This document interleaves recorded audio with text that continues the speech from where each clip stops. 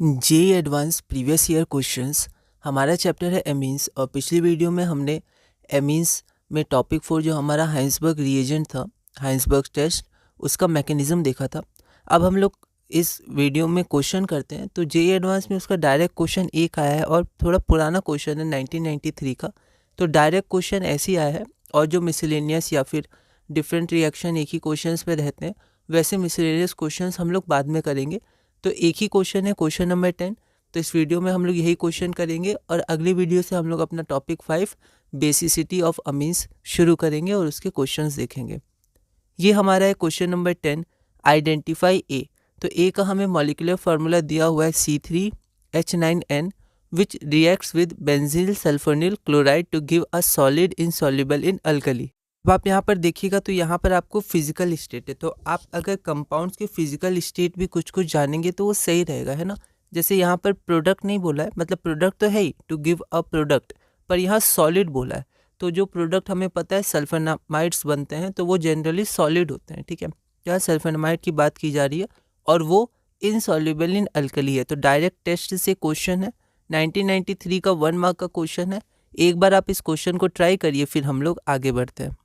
तो यहाँ पर आप देखिएगा, तो यहाँ पर ये इनसॉल्युबल इन अल्कली है, मतलब जो प्रोडक्ट है उसके पास कोई एसिडिक हाइड्रोजन नहीं है ना, एसिडिक नहीं है वो। तो कौन सा होगा, तो हमारा सेकेंड डिग्री अमीन होगा, 2 डिग्री अमीन, है ना। उसमें एन के पास कोई भी एसिडिक हाइड्रोजन नहीं रहता है, तो वो इनसॉल्युबल इन अल्कली होता है, जो सल्फोनामाइड बनता है। यहाँ देखते हैं ए प्लस बेंजीन सल्फोनिल क्लोराइड। तो हम समझ जाएंगे हाइंसबर्ग्स टेस्ट से ये क्वेश्चन है। तो प्रोडक्ट बनेगा सॉलिड और इनसॉल्युबल इन अल्कली है, तो हम समझ जाएंगे ए क्या है, 2 डिग्री अमीन है। अब ध्यान से आपको स्ट्रक्चर लिखना है, ठीक है, क्योंकि ये आपको क्या दिया, मॉलिक्यूलर फॉर्मूला दिया। अब 2 डिग्री अमीन है, ये हो गया आपका 1 डिग्री अमीन, तो ये स्ट्रक्चर नहीं बनेगा। 2 डिग्री मतलब एन के संग आपके 2 कार्बन होने चाहिए, ठीक है। तो एक CH3 तो होगा ही, क्योंकि एक कार्बन तो रहने ही है, बचे कितने, 2 कार्बन, तो वो यहाँ आ जाएंगे C2H5। या आप C2H5 इधर लीजिए, CH3 इधर लिख दीजिए, एक ही बात है, ठीक है। तो आपका जो स्ट्रक्चर भी आप बना दीजिएगा, तो स्ट्रक्चर क्या है, NHCH3 CH3 CH2, ठीक है। तो अब तो डायरेक्ट ऑप्शन वाले क्वेश्चन रहते हैं मैक्सिमम, सिंगल चॉइस रह सकते हैं, डबल रह सकते हैं, ठीक है। और आपके फिर मैच द फॉलोइंग रह सकते हैं, फिर वो इंटीजर टाइप रह सकते हैं, तो उसमें तो स्ट्रक्चर नहीं है। तो यहाँ पर आपका जो क्वेश्चन होगा, क्योंकि ये पहले का क्वेश्चन है, सब्जेक्टिव टाइप है, तो आपका ये स्ट्रक्चर हो जाएगा। 2 कार्बन से आपका जुड़ा हुआ है, एन आपका 2 डिग्री हो गया।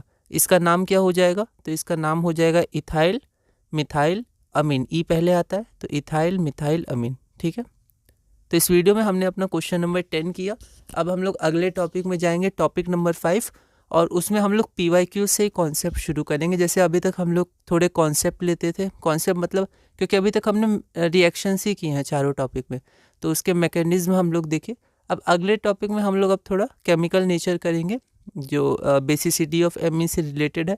तो डायरेक्ट उसके क्वेश्चंस करेंगे और उसी के बाद में आंसर के समय कुछ कुछ बेसिक कॉन्सेप्ट लेंगे। बहुत डिटेल में नहीं जा रहे हैं, बहुत ही बेसिक और ब्रीफ में देख रहे हैं किस तरह के क्वेश्चंस आते हैं। तो इस वीडियो में क्वेश्चन नंबर 10 किया, अगले वीडियो में टॉपिक 5 बेसिसिटी ऑफ अमीन्स में धीरे धीरे इसी तरह आगे बढ़ेंगे।